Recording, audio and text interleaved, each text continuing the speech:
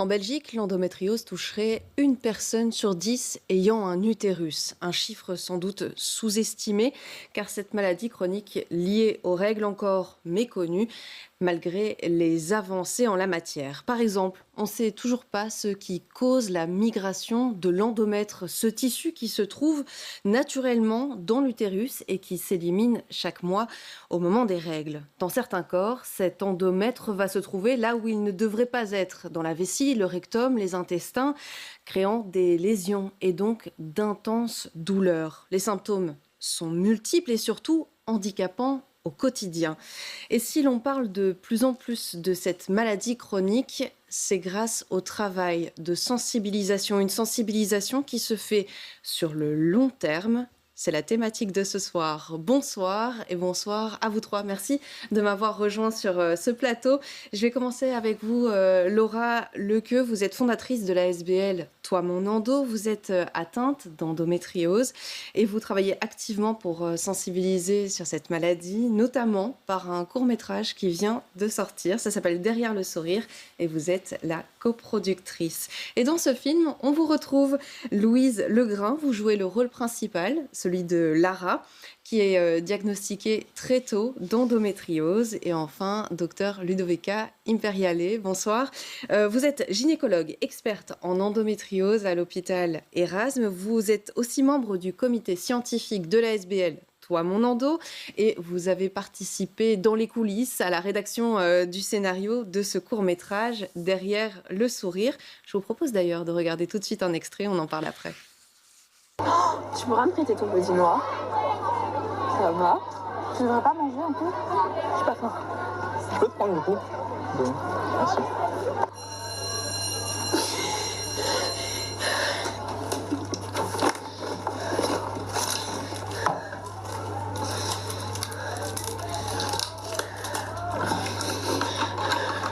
Du coup, je me demandais si c'était normal. Alors je te rassure tout de suite, c'est tout à fait normal d'avoir mal pendant ces règles. Hein. C'est ton corps qui est en train de se transformer, c'est en train de se mettre en place. C'est un film qui est réalisé par Adriana Da Fonseca en coproduction avec Narrative Nation. Laura, est-ce que c'est un film de sensibilisation? On peut mettre ce mot là-dessus? Oui, c'est clairement. Nous, on dit que c'est un docu-fiction. Fiction parce qu'il y a des acteurs et des actrices et que c'est une histoire quand même qu'on a inventée, même si en fait cette histoire, elle raconte l'histoire de milliers et de millions de femmes dans le monde. Mais c'est aussi quelque part un documentaire vraiment pour la sensibilisation à l'endométriose. Donc oui, on peut dire ça, oui. C'est un projet qui vient en prolongement de tout ce travail que vous menez avec la SBL Toi Mon Endo depuis 2020, depuis sa fondation? Oui, en fait, on voulait créer un outil qui réponde un peu plus, on va dire, à ce que les jeunes regardent maintenant, c'est-à-dire ils sont beaucoup sur leur téléphone, etc. Et donc, on voulait faire un nouvel outil de sensibilisation vraiment immersif où, en le regardant, chacun et chacune puisse, à un moment ou un autre, s'identifier à un personnage et réaliser qu'on a tous un rôle à jouer pour améliorer la cause de l'endométriose. Et l'un des personnages, je l'ai dit, est incarné par vous, Louise. Est-ce que vous aviez déjà entendu parler de l'endométriose avant d'incarner Lara? De très loin. Franchement, je connaissais le nom, mais pas plus que ça. Vous, si je peux vous poser la question, est-ce que vous ressentez ces douleurs pendant vos menstrues? Alors non, justement, j'ai très peu de douleurs pendant mes règles. C'est ça qui était assez ironique, mais... Et est-ce qu'en jouant ce film qui est tourné en fait dans votre école, Oui. est-ce que ça a un peu délié les langues? Est-ce que ça a permis justement de mettre peut-être sur la table aussi la question de l'endométriose entre copains, copines? Bah oui, forcément, on en a beaucoup parlé. Et il y a d'ailleurs des filles de mon groupe d'Ardex qui en ont parlé de leur expérience, qui se sont dit qu'elles allaient peut-être aller faire des examens, etc. Donc oui. Ok, donc c'est peut-être encore, on le sent, un sujet un peu tabou dont on ne parle pas facilement. Oui.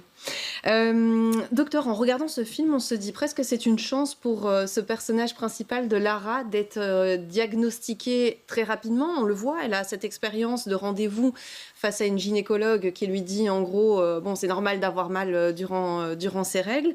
Est-ce que c'est ça, in fine, le but de cette sensibilisation, c'est de permettre un diagnostic très tôt, très jeune, aussi pour éviter que les lésions dont je parlais en introduction s'installent en fait?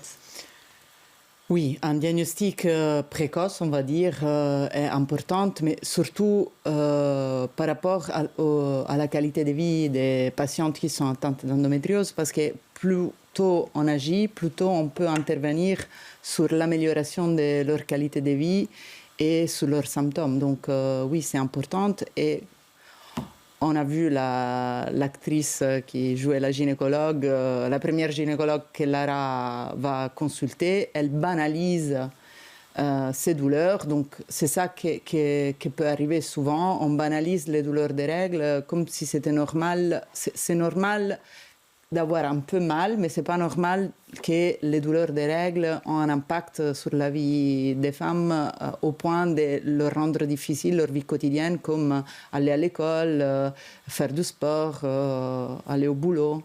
Donc, oui. On le voit dans le film, effectivement. Louise, vous incarnez donc Lara qui danse, qui est sportive et ça l'handicape. Ça, ce sont des signes, cet handicap quotidien qui est un peu un cri d'alarme en disant il faut aller voir un peu plus loin. Oui, sûrement. Si on a un peu mal, on prend un antidouleur, un banal antidouleur et ça passe. Je m'inquiéterai pas plus que ça, mais si ce n'est pas le cas, si l'antidouleur ne marche pas et on a vraiment du mal à faire nos activités quotidiennes, oui, il faut consulter. Quand les patientes viennent dans votre cabinet, en moyenne, est-ce que vous savez quelle a été la durée du parcours médical avant d'arriver jusqu'à chez vous ? Souvent, elles nous racontent, on a souvent les mêmes scénarios. Donc, des patientes qui, à l'âge de 25-30 ans, ont déjà vu beaucoup de médecins qui ont banalisé leur douleur, qui n'ont pas fait les examens qu'il fallait faire, qui n'ont pas écouté surtout. Il y a un manque d'écoute, je pense. Et c'est ça qu'on essaie de faire de plus en plus, d'écouter les femmes. C'est malheureusement, comme j'ai dit souvent, une maladie qui est victime du patriarcat. Donc, c'est une maladie des personnes, des femmes. Et donc, il y a une banalisation des douleurs, une banalisation aussi de l'impact que cette maladie a sur la vie de ces jeunes femmes. Cette errance médicale, Laura, vous en avez fait la douloureuse expérience. Oui, moi j'aurais mis 7 ans pour trouver le mot endométriose, et j'insiste sur trouver le mot parce que c'est pas un gynéco ou un autre médecin qui me l'a dit, je l'ai vraiment trouvé tout seul comme une grande via internet, et j'avais vu 21 gynécos, et enfin disons dans le 21, la grande majorité des gynécos, et je pense que j'avais vu 2 urologues et genre 2 gastrologues, et j'avais jamais de diagnostic, c'était normal d'avoir mal pendant ses règles. C'est un discours que Héloïse Blanchard a également entendu. Alors, vous la connaissez peut-être à la télévision ou en radio. Elle se retrouve notamment dans l'émission The Dancer sur la RTBF. Elle aussi est atteinte d'endométriose. Elle aussi a vécu une errance médicale qu'elle m'a racontée. Je vous propose de l'écouter. J'ai directement fait le lien. Ok, j'ai mes règles, j'ai mal. Quand je vais aux toilettes, j'ai mal. C'est bizarre. J'ai commencé vraiment à me questionner quand je suis tombée dans les pommes pour la première fois. J'avais 18 ans, j'étais aux toilettes. Et là, il y a l'errance médicale qui a commencé. Clairement, ça c'est ancré en moi. J'ai été voir donc, ma gynécologue plusieurs fois. On a tout fait, elle m'a programmé tellement de choses. Elle me disait, ben non, je vois rien. Et là, elle m'a dit cette phrase que j'oublierai jamais. Bon, écoutez, maintenant ça suffit. Vous n'avez pas vécu la guerre. Il faut un peu mort sur sa chic en fait. Je me dis, en fait, je suis en train de faire perdre son temps. En fait, Héloïse, t'as peut-être rien du tout. Puis j'ai vu plein d'autres médecins. Plein. Vous avez rien. Et un jour, c'est grâce à une amie. Elle me dit, écoute, j'ai l'impression que t'as la même chose que moi. Ça s'appelle l'endométriose. Moi, je sais pas de quoi tu me parles.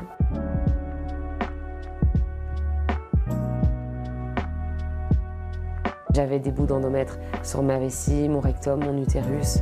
Pas encore sur l'aine droit à ce moment-là, mais entre-temps, je l'ai eu. Et du coup, ça parle d'infertilité, de congeler ses ovocytes. D'abord, j'ai ce côté rassurant de me dire « Les gars, je vous l'avais dit, j'avais quelque chose, je suis pas folle. » Et puis, il y a le second temps de « Mais en fait, c'est pour toute la vie, cette maladie. » Les symptômes que j'ai, pendant la digestion, mal quand je vais à selle, constipation, mal pendant les rapports. L'endobélie, c'est le ventre qui gonfle. Et donc on a l'impression qu'on est enceinte de 6 à 9 mois en l'espace de 2 heures. Je dirais aussi des éclairs comme ça, des milliards de coups de couteau. J'ai mal parfois tellement fort que j'aimerais qu'on m'endorme ou qu'on m'arrache les entrailles. Il y a des études qui ont été faites qui comparent les crises d'endométriose aux contractions qu'une femme peut ressentir pendant un accouchement. Franchement, si c'est ça, j'ai pas peur d'accoucher. Je travaille en TV, en radio et j'ai déjà eu des crises en direct. Parfois, je suis là et j'enfonce mes ongles dans ma peau pour essayer de me dire « Allez, Héloïse, ça va aller, tiens bon ». Aujourd'hui, 33 ans, j'ai encore très peur d'avoir mes règles. Je redoute ce moment. Je redoute le moment avant, le moment pendant et le moment après. Je dirais que par mois, je suis bien tranquille 3-4 jours. Par mois. La seule chose que les gynécologues savent, c'est que tant que tu prends ta pilule, t'as pas tes règles. Si t'as pas tes règles, la maladie grandit pas. Force est de constater que malgré ma prise de pilule en continu, aujourd'hui j'ai un nodule de 2 cm entre mon rectum et mon utérus. C'est fatigant. Parce que clairement la pilule c'est aussi prendre des hormones tout le temps, c'est aussi avoir des états pas cool. Donc je peux pas être sereine dans ma tête. Surtout que mon spécialiste m'a dit « Hello, la spécificité de l'endométriose gastrique c'est que si la maladie se développe, le pire cas de figure pour toi c'est de terminer avec une poche. » Il n'a pas fallu m'en dire plus pour que je prenne ce traitement évidemment. Si j'avais pu avoir une nana qui en parlait, comme la SBL Toi Mon Endo, comme moi et comme tellement d'autres femmes, même des célébrités qui en parlent aujourd'hui, peut-être que j'aurais pas eu cette errance de 7 ans. Pour certaines, peut-être que d'avoir regardé mes vidéos ou les liens que je partage ou les témoignages d'autres filles que je partage sur mes réseaux sociaux, on peut se sentir parfois soutenu. On est une team, on s'appelle les Endo Girls. Donc quoi qu'il arrive dans le monde, on fait partie d'une énorme crew. Je sais qu'on trouvera quelque chose pour soulager tous ces maux. Et en attendant, continue d'en parler. Moi, je ne m'arrêterai pas en tout cas.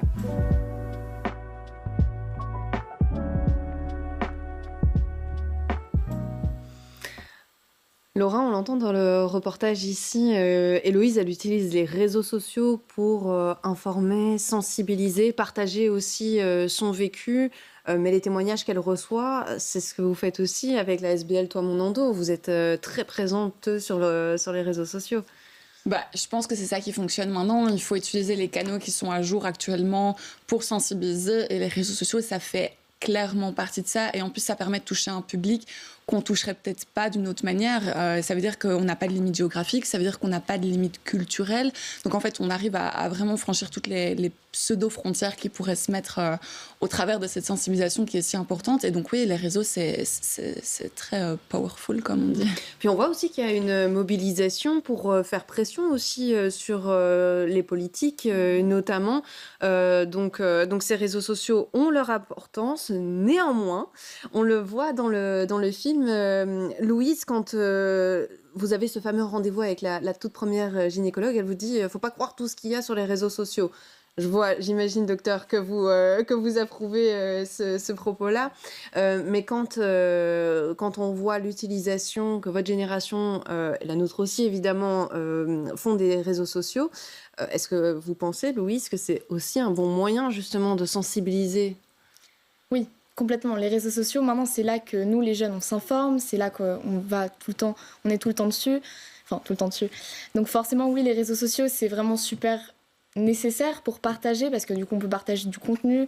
Et je pense que ça crée vraiment, que c'est plus facile peut-être de partager son expérience quand on est au sein d'une communauté, qu'on se sent écouté, que du coup, ça permet de nous sentir moins seuls. Donc je pense que quand un témoignage, une vidéo est vraiment bien faite, ça peut vraiment marquer et aider du coup à en parler, bien que ça doit quand même s'accompagner de meilleures formations pour les médecins, etc. Oui, les réseaux sociaux, c'est vraiment nécessaire et ça marche, je pense, très bien. Il y a un point qui vient d'être dit, le fait de ne pas se sentir seul, et c'est vrai qu'on ressent dans les différents témoignages ce côté d'isolement. Docteur, est-ce que quand une patiente vient dans votre cabinet, vous ressentez ça aussi, le fait que cet isolement qu'on peut ressentir quand on souffre à ce point-là et qu'on n'a pas encore mis le mot endométriose sur ses symptômes ? Oui, oui, bien sûr. C'est une condition qui met beaucoup de personnes en isolement social parce qu'on a tendance, quand on souffre comme ça, à ne pas sortir, à ne pas voir des gens. Donc, c'est sûrement le fait de ne pas avoir un diagnostic aussi, parfois, peut faire ressentir quand même de la tristesse, de la dépression. Et donc, je pense que c'est hyper important ce que Laura fait avec Toi Mon Ando, parce qu'elles permettent de faire sentir toutes ces femmes qu'elles font partie d'une communauté.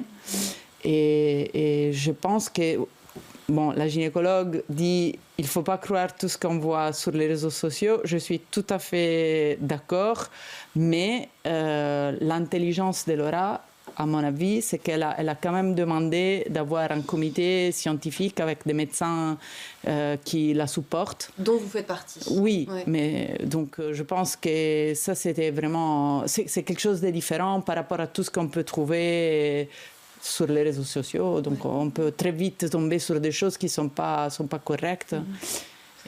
Donc effectivement, il y a un comité scientifique au sein de l'ASBL Toi Mon Ando. C'était important pour vous de vous entourer justement d'experts, d'expertes ? Ben oui, parce que quand on vit cette errance médicale pendant tellement longtemps, on a une tendance quand même à être en colère contre le corps médical. Et je l'ai vécu et on est des millions à vivre ça. Mais justement, je pense que pour changer et améliorer la cause d'endométriose, en fait, il faut recréer une relation d'équipe avec les médecins. Alors oui, il y en a qui sont malheureusement pas bons et qui sont pas prêts à l'entendre, etc. Et ça, c'est une part de médecins, mais ils sont clairement pas tous comme ça. Et donc, il y a des médecins super chouettes avec qui on peut vraiment travailler ensemble. Et ça permet aussi vraiment d'envoyer un message fort aussi aux patients en fait, il existe de très bons médecins qui sont là pour s'occuper de nous et vous n'êtes pas toute seule. Et c'est un travail d'équipe. C'est pas le médecin tout-puissant qui impose quelque chose à sa patiente. C'est venez, on discute. Toi, tu as tes envies et ce que tu n'as pas envie. Et moi, je suis médecin et je suis là pour t'aider. Et viens, on voit ce qu'on peut faire ensemble. Et ça, c'était un message qu'on voulait envoyer avec toi, mon endo. Et donc, créer ce comité scientifique, ça envoie aussi ça. Et puis, ça permet aussi d'approuver tout le contenu scientifique qu'on partage. Et ça, c'est important. Oui, un comité qui a participé aussi à la vérification du scénario du film. Donc, on voit vraiment qu'il y a un travail de fond qui est fait. Alors, vous l'avez dit, docu-fiction, mais documentaire aussi, avec des informations concrètes, validées. Et on voit notamment, Lara, j'y reviens, Lara, Louise, vous avez cette scène où vous allez dans un centre spécialisé. Rappelons qu'à Bruxelles, il y en a plusieurs qui existent. On peut citer par exemple les cliniques Saint-Luc ou encore l'hôpital Erasme où vous travaillez. Et vous travaillez en équipe. C'est vraiment un travail multidisciplinaire et c'est comme ça qu'il faut prendre en compte cette maladie ou prendre en charge cette maladie. Mais l'endométriose, c'est une maladie étiquetée comme maladie gynécologique, mais c'est une maladie multisystémique. Donc, elle touche différents organes dans le corps. Donc, la prise en charge n'est pas que du gynécologue, mais comme vous l'avez dit, ça doit être une prise en charge multidisciplinaire.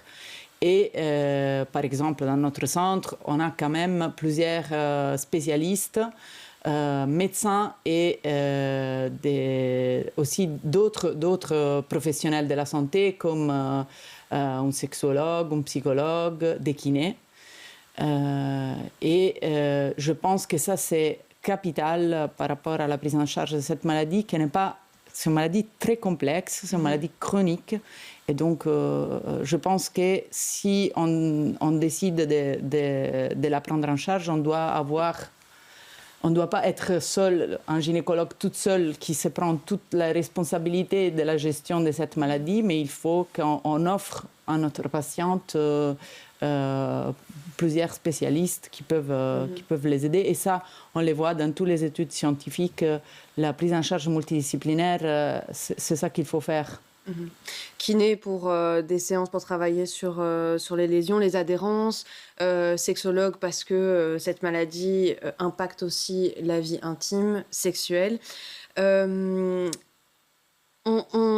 voit vraiment l'intérêt public en fait de ce film et le rôle aussi qu'à l'école dans tout ça. Alors le film est tourné dans une école, en partenariat avec une école.